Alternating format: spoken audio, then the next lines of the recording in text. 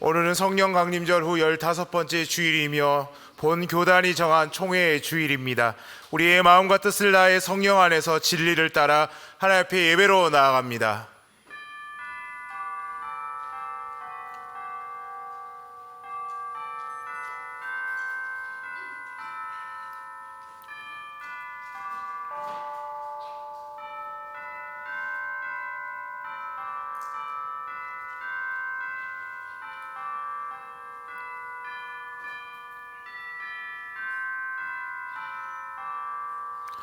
우리의 능력이 되시는 하나님을 향하여 기쁘게 노래하며 야곱의 하나님을 향하여 즐거이 소리칠지어다. 씨를 읊으며 소고를 치고 아름다운 수금의 비파를 아우를지어다. 초하루와 보름과 우리의 명절의 나팔을 불지어다. 아멘.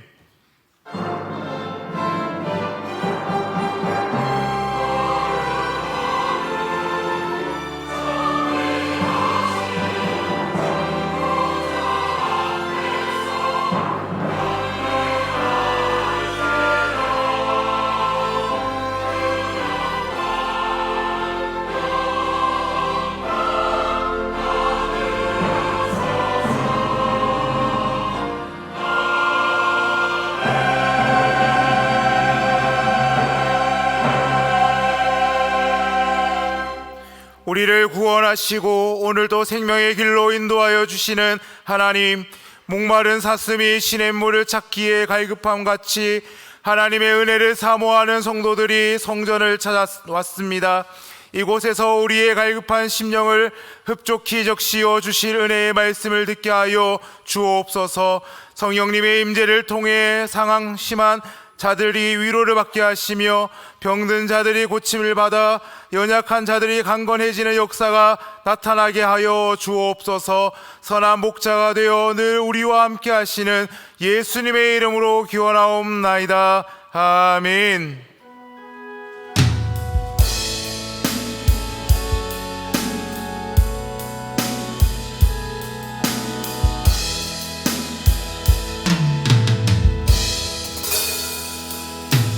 두 손 들고 찬양합니다. 다시 오실 왕 여호와께 오직 주만이 나를 다스리네. 나 주님만을 섬기니 헛된 마음 버리고 성령이여 내 영혼 충만하게 하소서. 주님 앞에 내 생명 드리리라.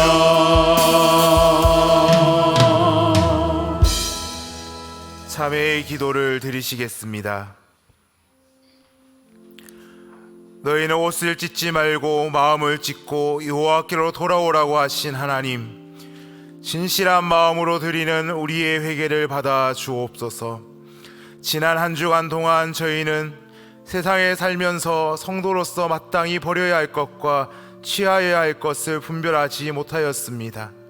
버려야 할 욕심과 게으름과 안일함을 취하였고 취하여야 할 순종과 헌신과 희생은 버렸습니다.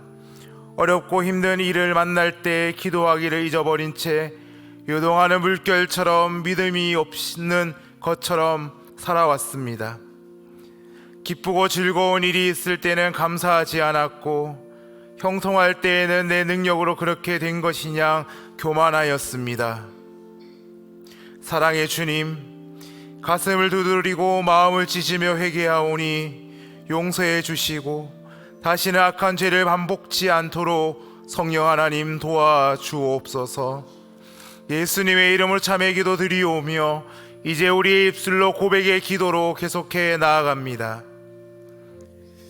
아버지 하나님, 우리의 연약함을 도와주옵소서. 은혜로 우리가 죄인임을 깨닫게 하시고 우리의 죄를 밝히시사 주님께 고백하게 하옵소서.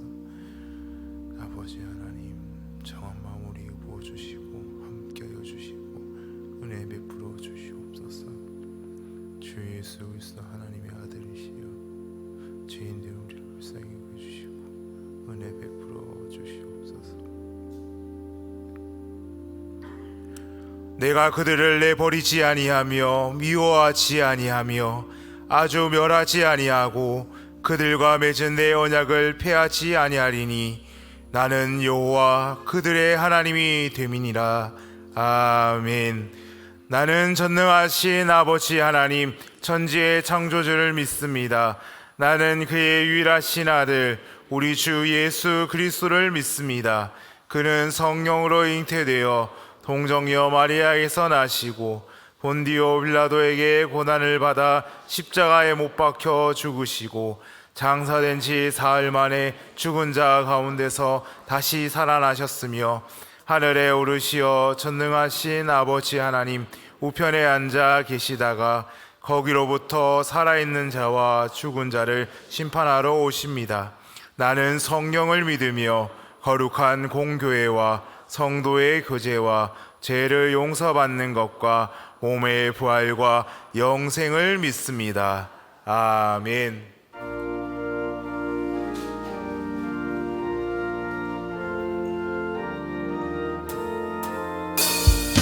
땅끝까지 복음은 주님 분부하신 말 이 생명 다하도록 전하고 전하리.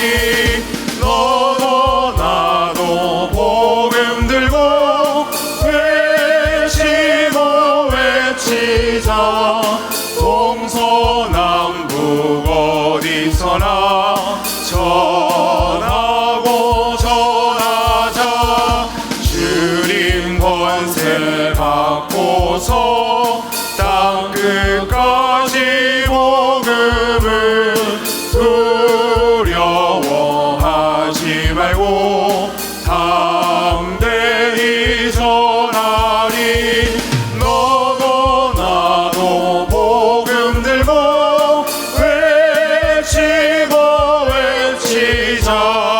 동서남북 어디서나 전하고 전하자.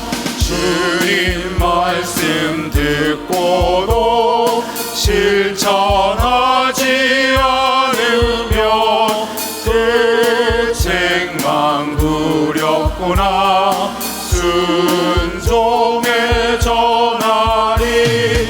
너도 나도 복음 들고 외치고 외치자. 동서남북 어디서나 전하고 전하자. 아멘.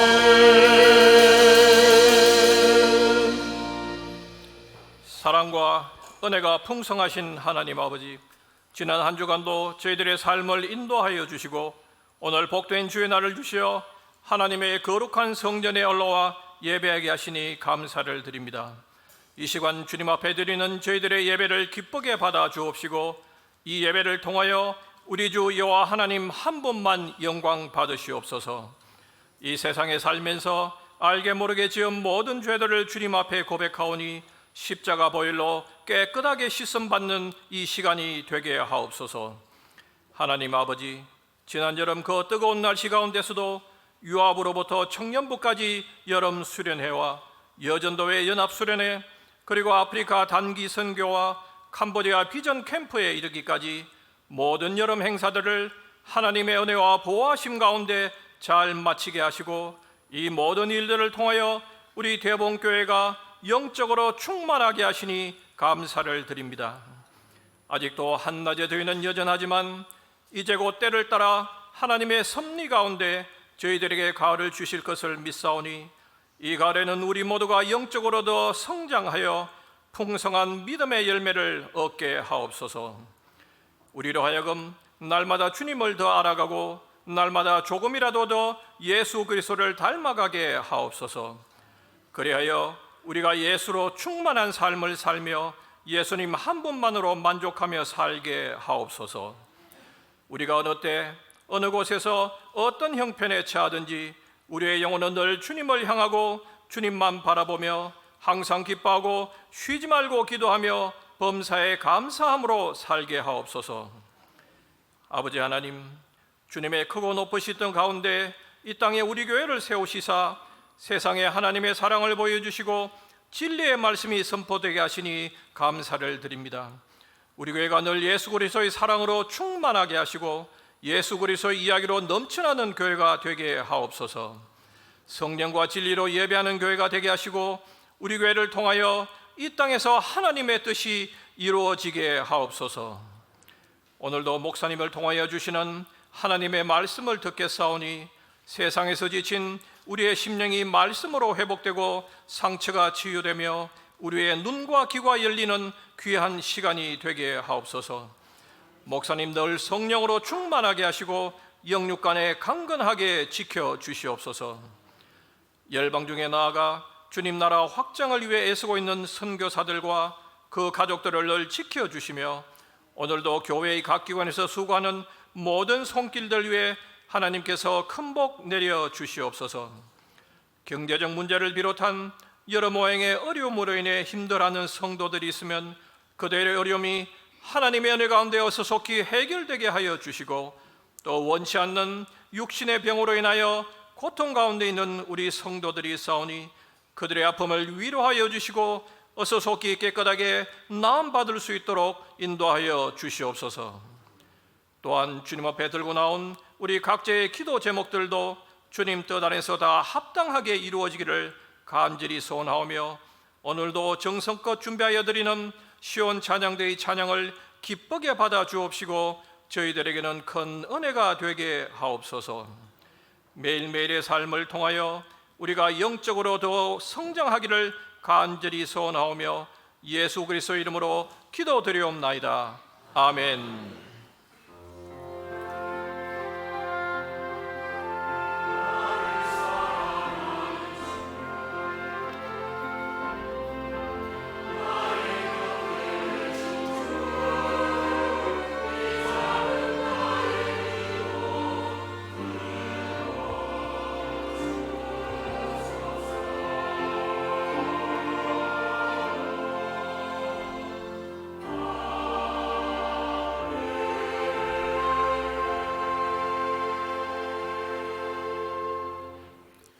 이 시간 하나님께서 우리에게 주시는 말씀은 신약 성경 사도행전 8장 4절에서 8절까지의 말씀입니다.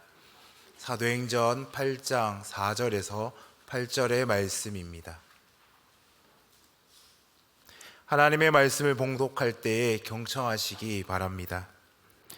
그 흩어진 사람들이 두루 다니며 복음의 말씀을 전할세 빌립이 사마리아 성에 내려가 그리스도를 백성에게 전파하니 무리가 빌립의 말도 듣고 행하는 표적도 보고 한 마음으로 그가 하는 말을 따르더라. 많은 사람에게 붙었던 더러운 귀신들이 크게 소리를 지르며 나가고 또 많은 중풍병자와 못 걷는 사람이 나으니 그 성에 큰 기쁨이 있더라. 아멘. 이 말씀을 통하여 은혜 주실 줄 믿습니다.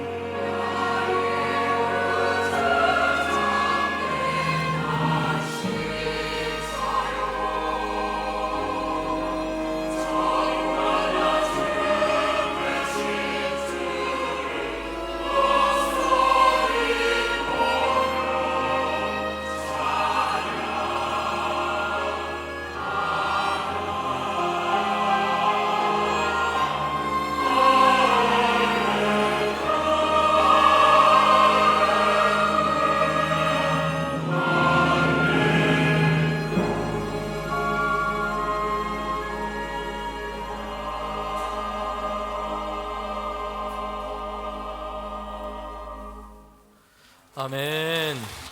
주님의 이름을 찬양합니다. 하나님께서 찬양과 영광 받아주신 줄 믿습니다. 특별히 9월 첫날 이렇게 하나님 예배하는 우리 모두에게 하나님이 주신 은혜와 평강이 늘 함께 하시기를 주님의 이름으로 축복합니다. 네, 오늘은 9월 시작하는 첫날입니다. 특별히 지난 7월, 8월 무더위가 정말 대단했습니다. 서울의 경우는요, 밤에 열기가 식지 않은 이 열대야가 118년 만에 가장 길었던 한 해였다고 합니다. 우리도 여름 보내면서 야, 이렇게 더운 여름 정말 처음이다, 이렇게 여러 번 얘기를 하면서 그렇게 여름을 보내기도 했습니다. 그런데 이런 무더위 속에서 우리 교회 학교와 청년부 또 청소년부 성경학교와 수련회 단기 선교가 하나님의 은혜 가운데 잘 진행되었습니다. 하나님께서 함께 해주시고 우리를 인도해 주신 그 은혜입니다. 부서마다 하나님의 말씀을 배우고 함께 즐겁게 찬양하고요, 하나님을 예배하는 그런 귀한 시간이었습니다. 섬겨주셨던 많은 분들이 있습니다.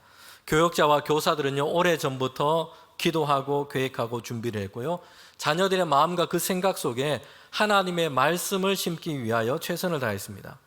또한 이 더운 여름 날씨인데 거기다 더해서 뜨거운 불 곁에서 식당에서 주방에서 식사 준비로 애써 주신 분들이 참 많습니다.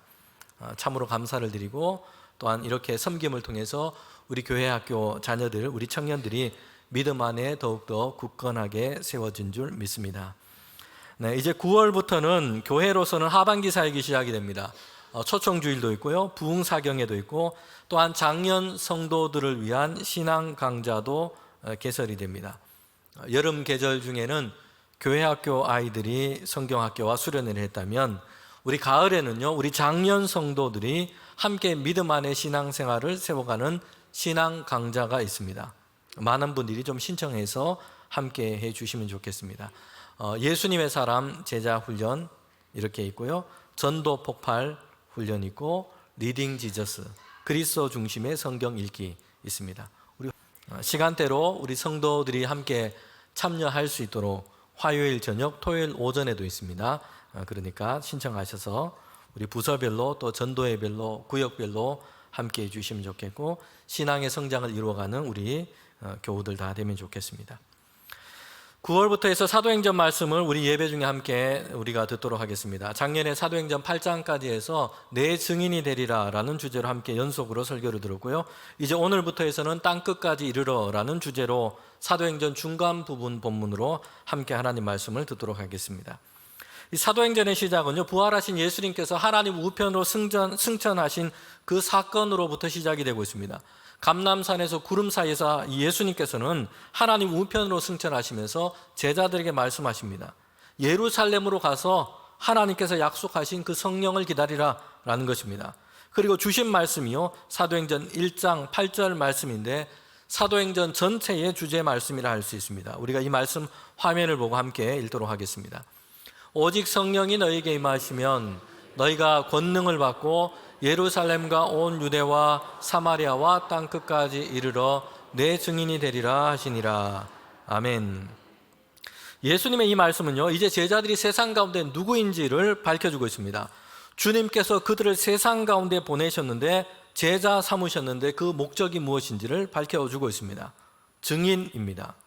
부활하신 예수 그리스도를 증언하는 것입니다. 이렇게 해서 세상 모든 사람들 가운데 하나님의 이 구원의 역사가 어떠한지를 전해지도록 하신 것입니다. 제자들이 세상 가운데 보내지는 목적은 여기에 있습니다. 증언하는 것인데, 다른 누구도 다른 무엇도 아니라 예수님께서 그리스도 되심을 전하고 증언하는 것입니다.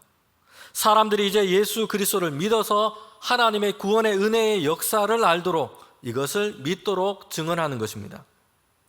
그런데 이렇게 예수님의 이 복음을 전하는 것은요, 성령의 능력과 권능으로 할 수 있다 말씀했습니다.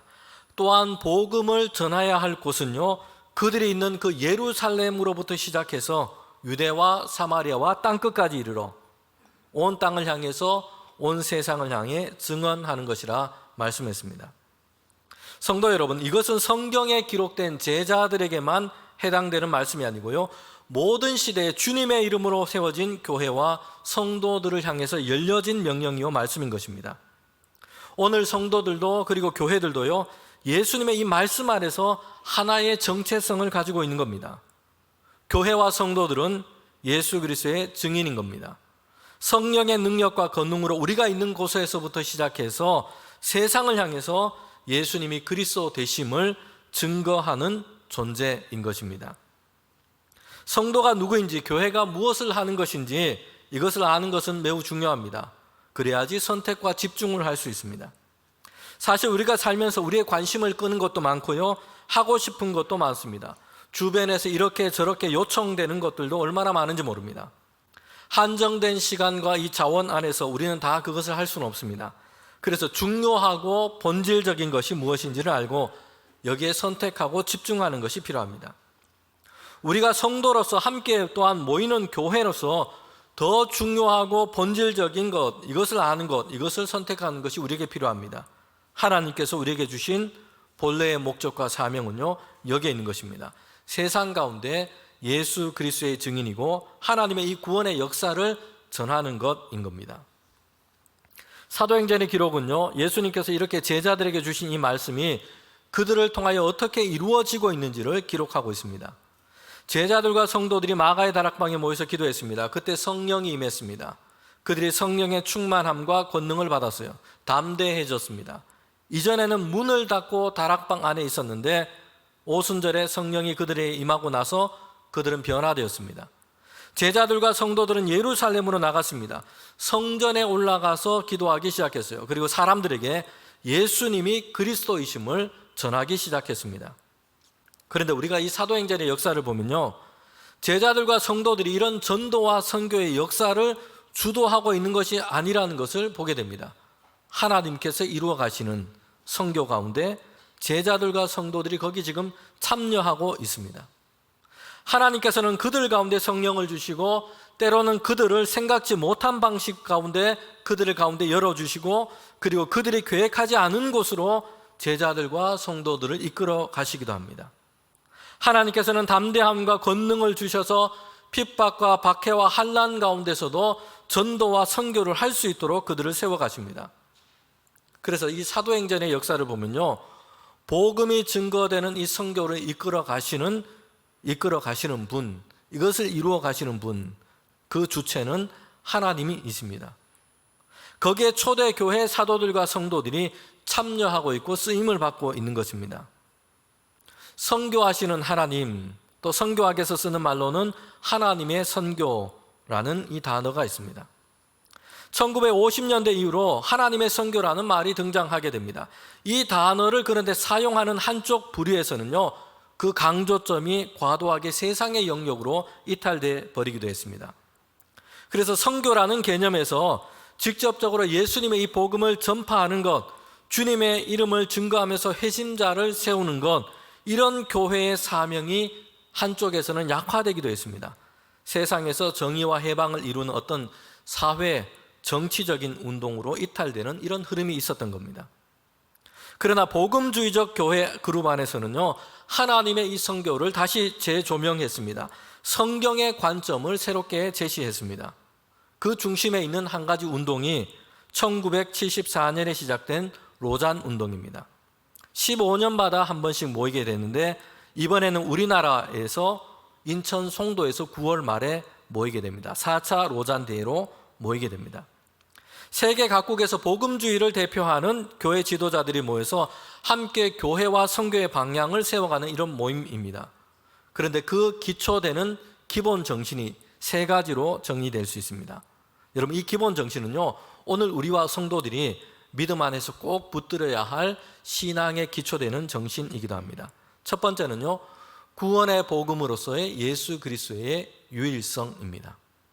다원주의적 생각을 다 배격하고 그리스도의 유일성을 우리는 그렇게 믿고 그렇게 붙잡는 것입니다. 두 번째는 하나님의 말씀으로서의 성경의 권위, 그리고 세 번째는 세상을 향한 하나님의 백성으로서의 교회의 사명과 그리고 교회의 책임입니다. 여러분, 이 세 가지 정신은 우리 교회와 성도들이 함께 세워져 가면서 신앙생활하면서 우리가 꼭 마음에 품어야 할 세 가지 신앙의 기초 정신입니다. 교회의 선교는요, 선교하시는 하나님의 역사 안에 존재하는 것입니다. 하나님은 세상과 만물을 창조하시고 그 안에서 하나님의 영광을 드러내시고 하나님의 통치를 드러내십니다. 인간의 죄악으로 훼손된 세상 가운데 하나님은 여전히 이 세상을 붙드시고 계시고 예수 그리스도를 통하여 구원의 길, 회복의 길을 열어주십니다. 하나님은 세상 가운데 마지막 때에 완전한 하나님의 나라가 다시 오게 하십니다. 이렇게 창조와 구원과 회복의 이 모든 역사를 통해서 하나님은 세상 가운데 하나님 자신을 세상 가운데 드러내십니다. 이것이 하나님의 선교인 것입니다. 여러분, 그렇기 때문에 우리가 가져야 할 새로운 생각이 있습니다. 세상을 향한 선교하시는 하나님, 이 관점에서는요, 교회가 선교를 하는 것이 먼저가 아니고 먼저 선교가 교회를 탄생시켰다는 것이에요. 그리고 하나님이 행하시는 이 선교 안에 교회와 성도가 참여하고 존재하고 있는 것입니다. 우리는 지금까지 주로 이렇게 생각했습니다. 교회라고 하는 이 기관을 통하여 여러 가지 하는 사역 중에 하나가 선교라고 생각을 해왔습니다. 예배, 교육, 봉사, 그리고 선교, 이렇게 생각을 해온 것입니다. 그런데 선교하시는 이 하나님, 이 관점에서 보면요, 이것이 바뀌게 되는 것입니다. 하나님께서 세상을 향해 이루어 가시는 이 선교라고 하는 이 큰 역사 안에서 교회가 생겨나게 되었고요, 그리고 이제 교회가 하나님의 선교라고 하는 큰 영역 안에 속해서 존재하게 되는 것입니다. 여기에 참여하고 있다는 것입니다. 우리가 생각하게 하는 것이 있습니다. 예수 그리스도의 복음을 전하고 하나님의 이 구원 역사를 증거하는 것은요, 교회가 교회 되게 했던 출발이었다는 것입니다. 그리고 계속해서 교회가 교회로 존재할 수 있게 하는 목적인 겁니다. 성도 개인도 마찬가지입니다. 전도와 선교를 통해서 한 사람이 그리스도인으로 새롭게 태어나게 되고요, 그리고 그 사람이 다시 하나님의 목적에 따라서 선교와 전도에 동참하도록 세상 가운데 보냄을 받은 것입니다. 오늘 우리가 읽은 이 사도행전 8장에는 선교하시는 하나님, 그리고 여기에 참여하고 있는 선교하는 교회와 성도들의 모습을 보여주고 있습니다. 특별히 이 7장과 8장 그 앞부분에 보면 한 가지 중요한 전환점이 된 사건이 있습니다. 이 사건이 뭐냐면 스데반 집사의 순교였습니다. 스데반은 예루살렘 교회가 세운 7 집사 중에 한 사람이었습니다. 그가 사람들 앞에서 예수 그리스도를 증거하게 됩니다. 격렬하게 반대했던 유대인들에게 붙잡히게 되고요, 그들 앞에서도 예수님이 그리스도 되심을 선포하고 설교하게 됩니다. 결국에는 유대인들의 율법에 따라서 신성모독죄로 돌에 맞아서 죽고 맙니다. 기독교 최초의 순교자가 된 것입니다. 그런데 이때부터 어떤 일이 일어나고 있는지 사도행전은 우리에게 말씀해 주고 있습니다. 예루살렘의 교회와 성도들을 향한 큰 박해가 시작이 된 겁니다. 사도행전 8장 1절 하반절에 이렇게 말씀합니다. 그날에 예루살렘에 있는 교회에 큰 박해가 있어 사도 외에는 다 유대와 사마리아와 모든 땅으로 흩어지니라. 스데반의 순교로 끝난 것이 아니었어요. 그랬으면 좋았겠지만, 정말 그렇게 했으면 다행이었는데 그렇지를 못했다는 것입니다. 예루살렘에서 교회와 성도들을 향한 큰 박해가 이제 시작이 된 겁니다. 크다라는 이 단어는 대대적인 박해, 심각한 박해가 시작되었음을 말해주고 있습니다. 박해하는 자들의 목표는요, 잔멸하는 것이었습니다. 뿌리째 뽑아서 그렇게 박멸해버리는 것, 없애버리는 것이었습니다. 여러분, 그런데 예루살렘 교회와 성도들을 향한 박해는 이렇게 계획했던 것, 반대했던 그들이 계획했던 것은요, 뿌리채 뽑아서 없애버리는 것이었습니다. 보이지 않도록 잔멸하는 것이었어요. 그런데 이 큰 박해의 결과가 오히려 선교와 전도에 있어서 새로운 전환점을 이루고 있다는 것을 우리는 말씀을 통해서 보게 됩니다. 사도행전 8장 4절입니다. 그 흩어진 사람들이 두루 다니며 복음의 말씀을 전할세. 박해하고 핍박했던 사람들이 생각했던 것은요, 그들을 잔멸하는 것이었어요. 교회와 성도들을 보이지 않도록 없애는 것이었습니다. 그런데 전혀 다른 결과가 나오게 된 겁니다. 교회와 성도들이 그랬습니다. 그들은 흩어진 곳에서 예수님의 복음을 증거하기 시작했던 겁니다. 성도 여러분, 예루살렘에 있었던 교회와 성도들은요, 스데반 집사의 이 죽음으로 인해서 크게 슬퍼하면서 울었습니다. 그리고 다시 그들을 향해서 오는 이 큰 박해 때문에 마음이 힘들었습니다. 괴로웠습니다. 어려웠어요. 예수 믿으면 복을 받고 잘 되는 것은 고사하고 그들의 삶이 위태롭게 되고 말았습니다. 생명의 위협을 느끼는 이런 처지가 된 겁니다. 성도 여러분, 만약 우리가 이런 상황이라면 여러분 어떤 생각이 들까요? 이전까지는 다른 종교를 가졌습니다. 또는 무신론자였어요. 그런데 가까운 누군가가 전도를 했습니다. 이제 예수님을 믿고 교회를 다니기 시작했습니다. 그런데 안 좋은 일이 생기게 된 겁니다. 사업하는 것이 잘 안 됐고요. 갑자기 몸이 좀 안 좋아서 병원에 갔는데 큰 병이 있다 합니다. 교회 다닌다고 주변 사람들에게 따돌림을 당하기도 합니다. 여러분, 이렇다면 어떤 생각이 들겠습니까? 마음이 안 좋고 불편해지기도 하고요. 믿음이 연약한 사람들은 야, 이거 내가 교회에 계속 나가야 하나? 예수 믿는 것이 정말 잘한 일인가? 이런 생각이 들기도 할 것입니다. 예루살렘 처음 교회 성도들은요, 큰 박해가 그들 가운데 닥칠 때는요, 그들 역시 당혹스럽고 두려움 가운데 있었습니다. 그래서 예루살렘을 떠나서 흩어지게 된 겁니다. 그런데 이것으로 인해서 새로운 전기가 교회의 역사 가운데 열리게 된 겁니다. 성도들이 박해 때문에 각처로 여러 곳으로 흩어지고 말았습니다. 그런데 그 흩어짐으로 말미암아서 이제 예수님의 복음이 여러 지역으로 전파되게 된 겁니다. 박해로 인해서 흩어졌는데 그 흩어진 곳에서 성도들이 성령의 능력과 충만함으로 예수님의 복음을 다시 전하게 되었어요. 박해로 인해서 예수님의 복음과 교회가 잔멸된 것이 아니라 각 지역으로 복음이 증거되고 교회가 각 지역에 생겨나기 시작했습니다. 큰 박해와 핍박이라는 이 위기가 위태롭게 하는 것처럼 보였지만 오히려 선교와 전도가 확장되는 기회가 된 것입니다. 여러분, 얼마 전에 일본에서는요, 전국 고교 야구 선수권 대회가 있었습니다. 일본의 고교 야구인데 한국에서도 우리나라에서도 큰 관심을 끌게 된 이유가 있습니다. 한국계 민족학교인 이 교토국제고가 결승전에 올랐고요, 우승을 차지하게 됐습니다. 여러분, 이 학교는 제1교포들이 민족교육을 위해서 자발적으로 그렇게 1947년에 세운 학교라고 합니다. 현재는 중고생 합쳐서 학생 수가 불과 160명 정도에 불과합니다. 소규모 학교인 것입니다. 그런데 일본 전국에서 3,700개가 넘는 이 학교들이 참가한 이 야구 선수권 대회에서 우승을 차지하게 된 겁니다. 여러분, 특별히 이 학교는요, 지금까지도 그 교가가 한국말로 되어 있습니다. 그래서 우승해서 경기장에 한국말로 된 교가가 그렇게 울려 퍼지게 된 것입니다. 이 학교는 정말 이 작은 동산 위에 세워진 학교였습니다. 특별히 그래서 운동장도 매우 좁습니다. 주차장 사이에 운동장이 있는데 그 운동장 크기가 어떻게 되냐면 가로 70m, 세로 60m 정도밖에 되지 않는다 합니다. 야구를 하기에는 너무 좁은 그런 운동장인 겁니다. 그래서 타격 연습을 할 때는요, 선수들이 미리 몇 명은 주차장에 가서 공을 받을 준비를 하고 이제 타격 연습을 한다 합니다.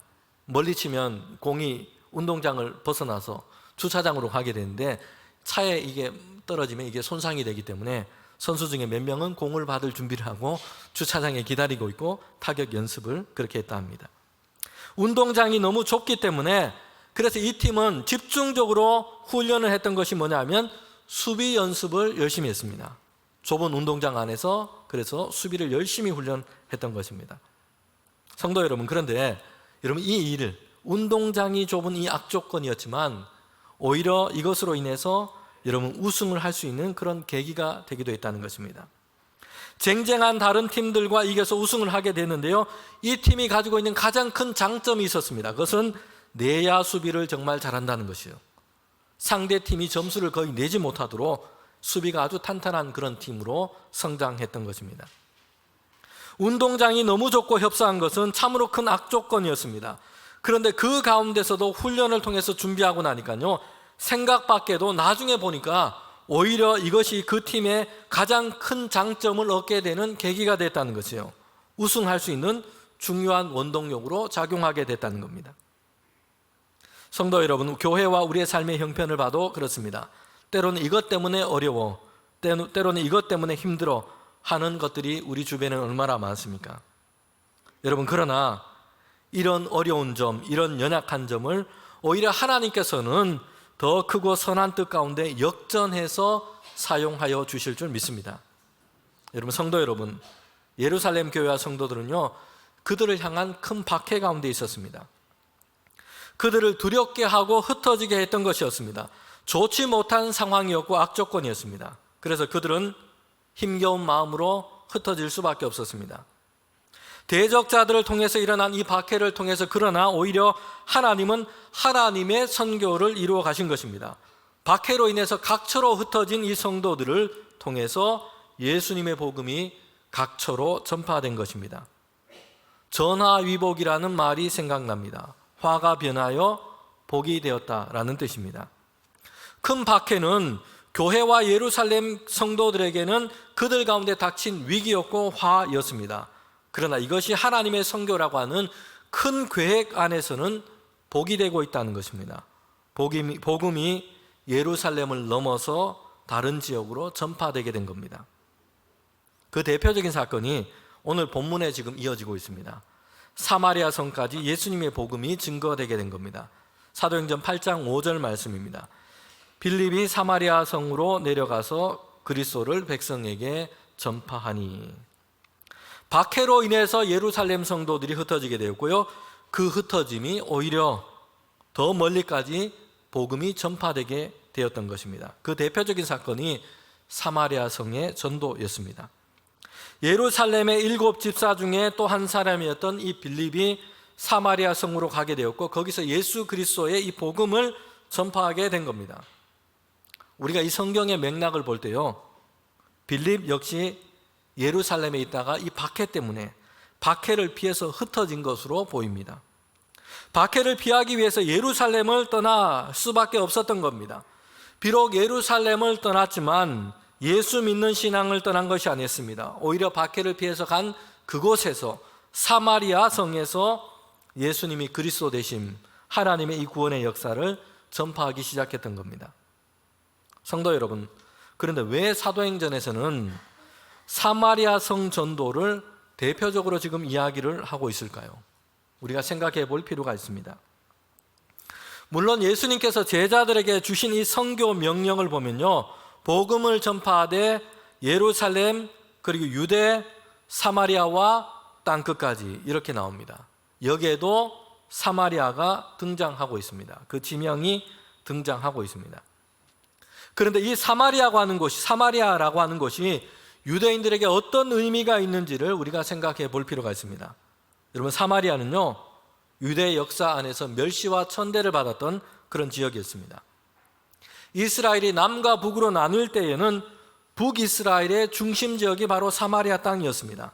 여러분, 그런데 이스라엘 역사는요, 이 정통성이 다윗의 가문의 이 왕위를 잇는 남유다에 두었습니다. 그런데 북이스라엘은 반역과 반란을 주도한 나라, 이렇게 생각이 되는 겁니다. 그리고 그 중심에 사마리아가 있는 겁니다. 특별히 북이스라엘 나라는요, 하나님을 떠난 이 우상 숭배가 그 나라가 세워진 초기부터 만연하게 됩니다. 사마리아는 그러기에 우상 숭배의 중심지로 그렇게 인식되었던 겁니다. 이스라엘 역사를 보면 그 이후에도 사마리아 땅이 유대인들에게 배척을 받았던 역사가 있습니다. 아수르라고 하는 나라에 의해서 북이스라엘이 무너지고 식민 지배를 당하게 됩니다. 그런데 이 아수르라는 나라가 시행했던 식민 지배 정책 중에 하나가 혼혈 정책이었어요. 이주 정책이었던 겁니다. 다른 민족들을 이곳에 이주시켜서 그래서 피가 섞이게 하는 것, 혼혈을 만드는 것입니다. 그래서 민족이라는 이름으로 단합하지 못하도록 그렇게 만드는 겁니다. 여러분, 아수르가 시행했던 이 혼혈 정책에 시행했던 것 중에 하나가 사마리아 땅이었던 겁니다. 그러니 사마리아 땅에는 다른 민족이 이주해서 살게 되었고 혼혈이 생기게 된 겁니다. 성도 여러분, 이 유대인들이 종교적으로나 혈통적으로 자신들의 순수성을 얼마나 강조하고 자랑으로 삼아 왔습니까? 그러니 사마리아 땅과 거기 사는 사람들을 유대인들은 혐오하고 배척했던 겁니다. 복음서와 사도행전의 시대에도 보면 사람들은 가급적이면 이 사마리아 지역을 지나가기를 원하지 않았어요. 그 땅은 더러운 곳이라고 생각했습니다. 그 땅에 사는 사람들과 마주하거나 만나는 것을 거절했습니다. 부정한 것으로 생각했습니다. 여러분, 이런 생각은요, 초대교회 성도들에게도 여전했습니다. 그들 역시 대부분이 유대인들이었기 때문입니다. 물론 다른 지역에서 태어나고 자란 온 유대인 디아스포라들도 많았습니다. 그럼에도 그들은 유대인들이 가졌던 이런 생각, 많은 부분을 공유했던 겁니다. 박해가 없었다면 예루살렘 교회 성도들은요, 예루살렘에 계속 머물러 있기를 안주했을 겁니다. 예루살렘에 있는 유대인들에게 전도하고 예수님을 전하고 예루살렘에서 그들이 함께 모여서 예배하는 것으로 만족하고 거기에 머물러 있었을 겁니다. 그런데 박해로 인해서 어쩔 수 없이 예루살렘을 떠나 흩어지게 되었고요. 더군다나 이로 인해서 사마리아 성까지 가게 된 겁니다. 거기에서 예수님을 전하고 증거하게 되었습니다. 성령의 능력과 권능으로 표적을 행하게 되었습니다. 이제 예수 믿는 성도들은요, 1000년 동안 내려왔던, 그 오랜 역사 동안 내려왔던 사마리아와 거기 살고 있는 사람들에 대한 혐오와 경계의 벽을 넘어서게 된 겁니다. 그들 가운데 예수님의 복음을 가지고 전하게 되었고 그들과 함께 하게 된 것입니다. 사마리아 성이 복음 전도로 인해서 또한 그들 가운데 하나님께서 이루신 큰 표적과 기사로 인해서 큰 기쁨이 넘쳐나게 된 것입니다. 성도 여러분, 오늘 우리는요, 예수님의 이 복음과 선교의 사명을 사람들이 만들어 놓은 장벽, 분리 안에 가두어 두어서는 안 됩니다. 지역, 인종의 차별, 사회적인 계층, 문화의 장벽을 넘어서 하나님의 이 복음과 예수 그리스도를 증거하고 우리는 전해야 하는 것입니다. 하나님의 구원하심의 은혜는요, 모든 사람, 모든 민족, 모든 나라에게 필요한 것입니다. 하나님은 그 복음이 그렇게 증거되고 전파되기를 원하십니다. 그러기에 전도와 선교에서 제외되어도 되는 곳은 없습니다. 그런 사람도 없는 것입니다. 모든 지역, 모든 나라, 모든 사람이 아직 예수 그리스도를 알지 못한다면 우리가 전도하고 선교해야 할 대상인 것입니다. 사마리아 성으로 하나님은 빌립을 이끄셨고 거기에서 예수님의 복음이 증거되어 전파되도록 하셨습니다. 이적과 표적이 일어나게 하셔서 사람들이 예수님의 이 복음을 듣고 믿도록 이끄신 것입니다. 그런데 이 사도행전의 기록을 보면요, 전도의 좋은 열매 또한 알곡과 같은 결실에 대해서만 이야기하고 있지는 않습니다. 사마리아 성에서 전도를 보고하고 있는데 거기에 보면요, 중요한 한 가지 사건에 대해서 상세하게 기록하고 있습니다. 마술사 시몬에 대한 이야기입니다. 여러분, 이것은요, 우리가 전도와 선교를 하지만 우리에게도 충분히 일어날 수 있는, 오늘에도 충분히 일어날 수 있는 일에 대해서 설명해 주고 있는 것입니다. 알곡을 거두는 것처럼 전도의 결실도 있지만 여러분, 전도의 현장, 선교의 현장에는요, 가라지와 같은 열매를 얻지 못하는 일들도 있다는 것입니다.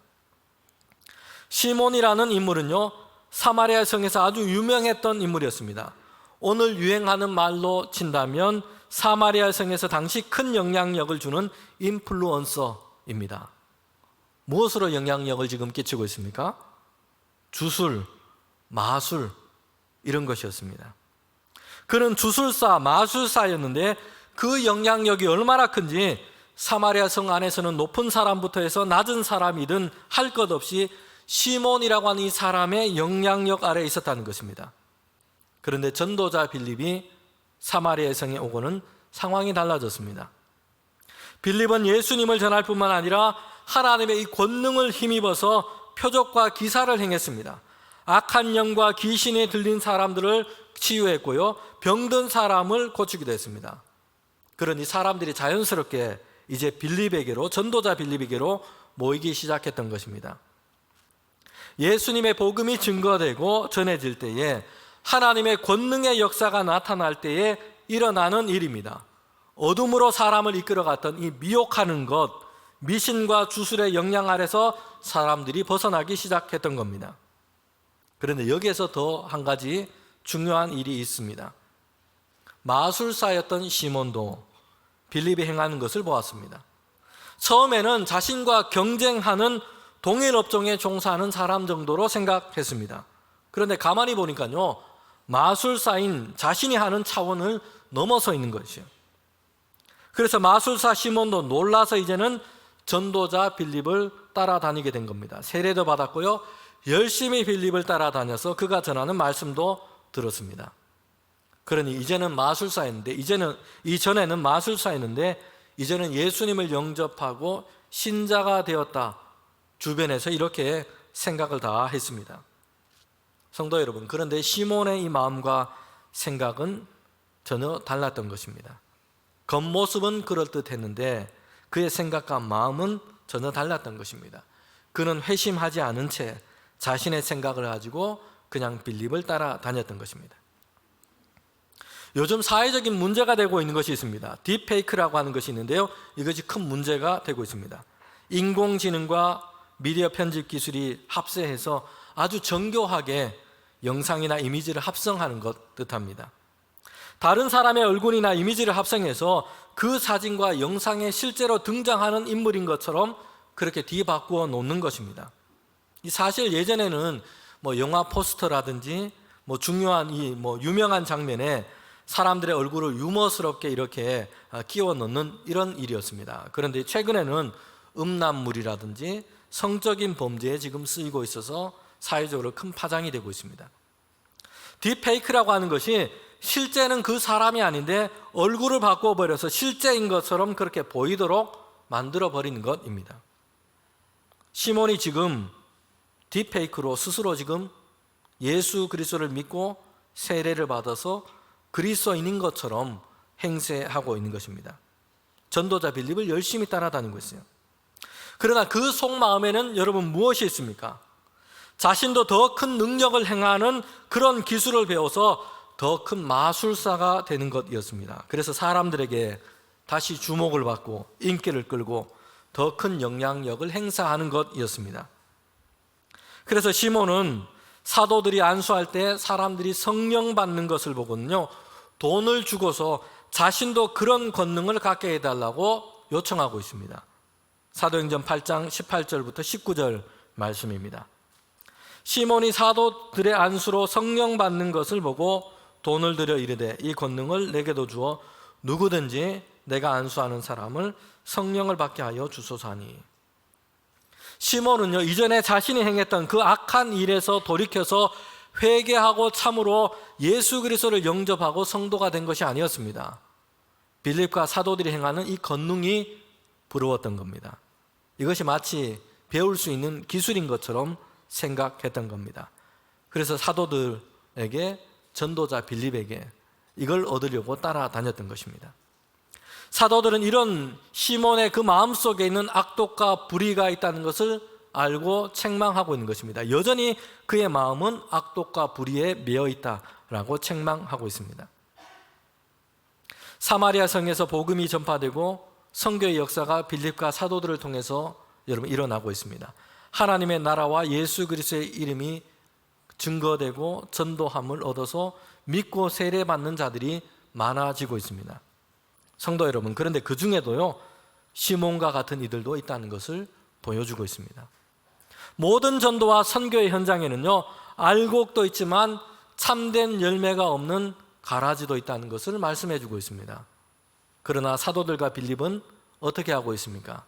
사도행전 8장 25절에 이렇게 말씀합니다.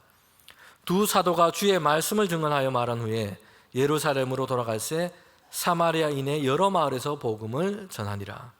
복음 전도는 계속되고 있습니다. 열매가 없는 가라지가 있고 당장의 결실을 얻지 못한 때도 있습니다. 그러나 복음 전파하는 것은 중단되지 않고 사도들과 성도들을 통해서 여러분 계속되고 있습니다. 전도와 선교 현장에는요, 곡식처럼 보이는데 열매 없는 가라지가 생겨나기도 합니다. 결실을 얻지 못할 때가 있기도 합니다.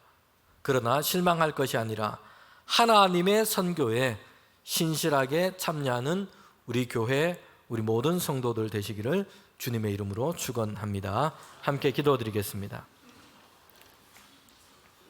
하나님 참 감사합니다. 우리를 예수 그리스도의 그 십자가의 은혜에서 하나님의 백성 삼아 주셨으니 이제 그리스도의 증인된 삶을 살아갈 수 있도록 인도하여 주시옵소서. 세상 가운데 살아갈 때에 하나님 주의 백성으로 살아가는 은혜가 우리에게 늘 충만하게 하여 주시옵소서. 그래서 우리를 통하여, 우리 교회를 통하여 예수 그리스도 되심이 날마다 증거되게 하시고 많은 믿는 자들의 수가 늘어날 수 있도록 인도하여 주시옵소서. 때로는 우리 성도들 가운데 삶의 위기와 어려운 가운데 있기도 합니다. 그러나 전화위복을 이루시는 하나님의 이 역사를 주님 우리 성도들의 가정 가운데 베풀어 주셔서 하나님의 역사하심 속에서 믿음으로 날마다 승리할 수 있도록 인도하여 주시옵소서. 예수님의 이름으로 기도합니다. 아멘.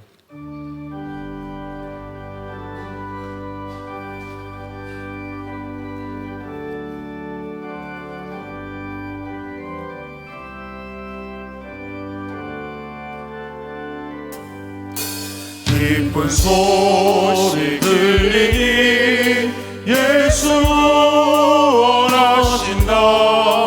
만민에게 전하라. 예수 원하신다. 주님 명령하시니 산을 넘고 물 건너 온 세상에 전하라. 예수 원하신다. 바다들아 외쳐라. 예수 원하신다. 모든 죄인 들으라. 예수 원하신다. 모든 성아 일어나. 메아리 쳐 울려라. 복음 중에 복음은 예수 원하신다. 환난 중에 하는 말 예수 원하신다. 다시 살아나시어 예수 원하신다. 지은 죄로 인하여 슬픈 마음이 있어도 숨질 때에 대할 말 예수 원하신다. 사람들아 외쳐라. 예수 원하신다. 기뻐하라 나라들 예수 원하신다. 구원하는 복음을 상관들에 전하라. 우리들의 승전가 예수 원하신다.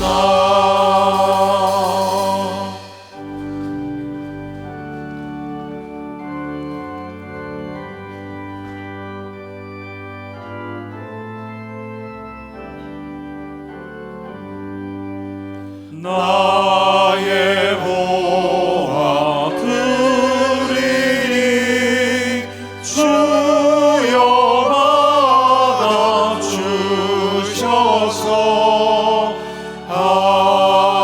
하늘나라 위하여 주 뜻대로 쓰소서.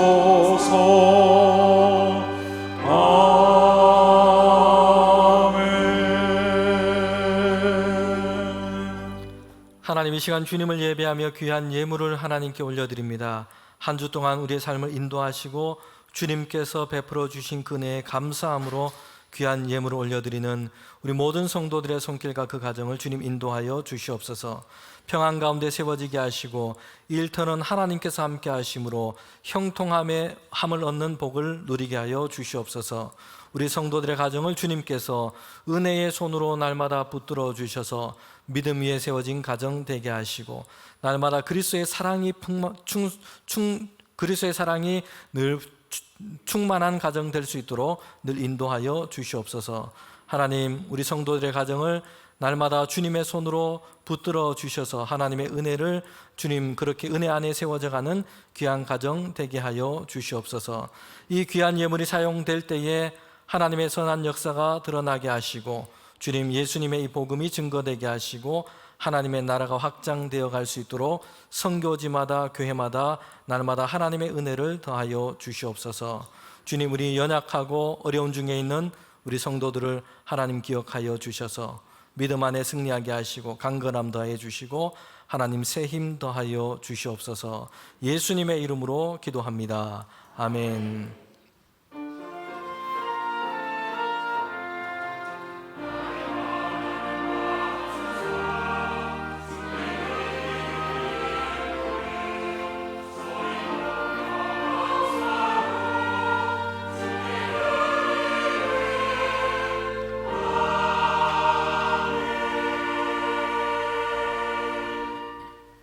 네, 우리 자리에 앉으시면 먼저 오늘 예배드리며 등록하신 세 가족이 있습니다. 이민혁 청년, 백금식 권사님 인도로 오늘 예배드리며 등록했습니다. 우리 자리에 일어나시면 환영하도록 하겠습니다. 네.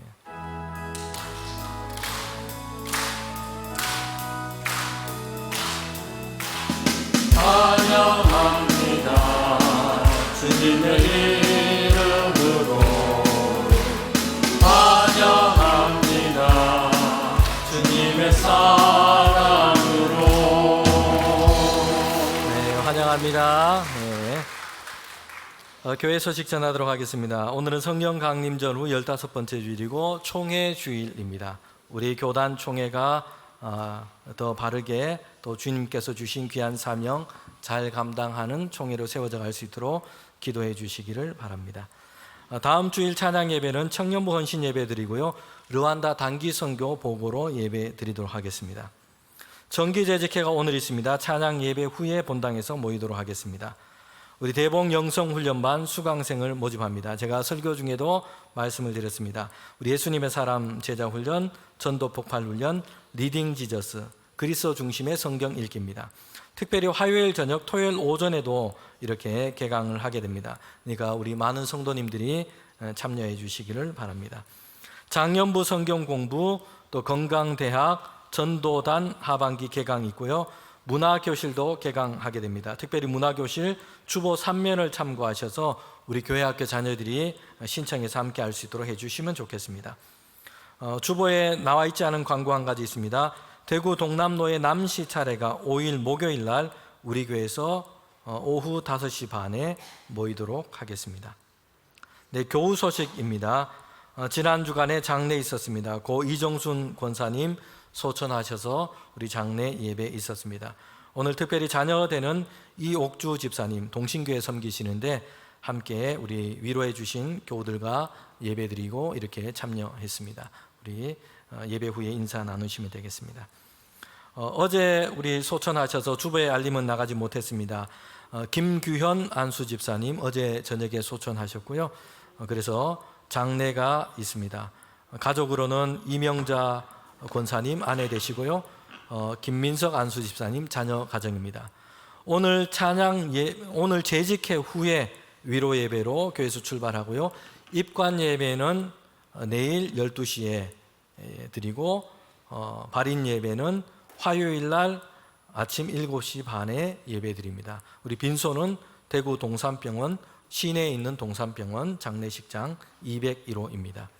하나님의 위로가 우리 가정 가운데 있기를 바랍니다. 네, 부임한 우리 목사님 있습니다. 인사드리도록 하겠습니다.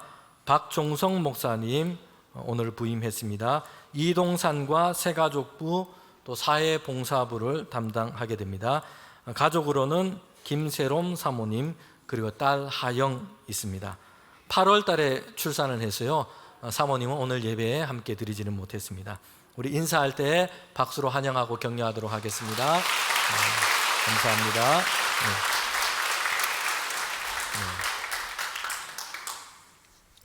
우리 다음 주일에 한 분 부목사님 다시 이렇게 한 분 더 부임하게 됩니다. 여러분 기도해 주셔서 감사합니다. 네, 우리 다 일어나셔서 함께 파송의 찬양 부르도록 하겠습니다.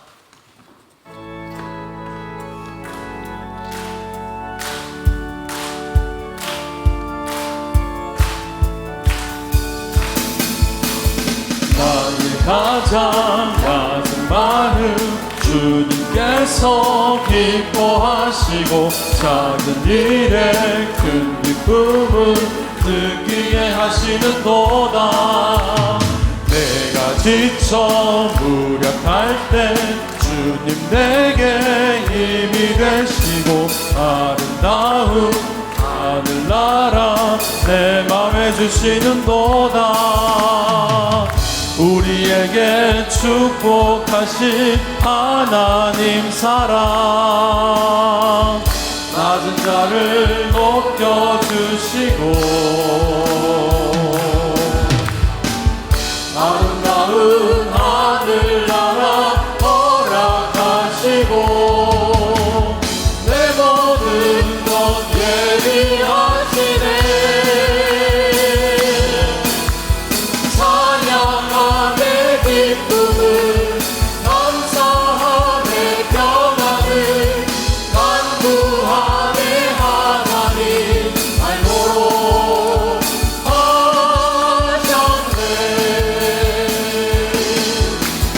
찬양함의 기쁨을 감사함의 평안을 간구함의 하나님 알고로 하셨네. 지금은 우리 주님 예수 그리스도의 은혜와 하나님의 그 크신 사랑과 성령의 교통하심이 예수 그리스도의 그 구원의 복음을 증거하기 위하여 우리를 세우신 교회와 우리 모든 성도들 가운데 지금부터 영원토록 함께 하시기를 간절히 축원하옵나이다. 아멘.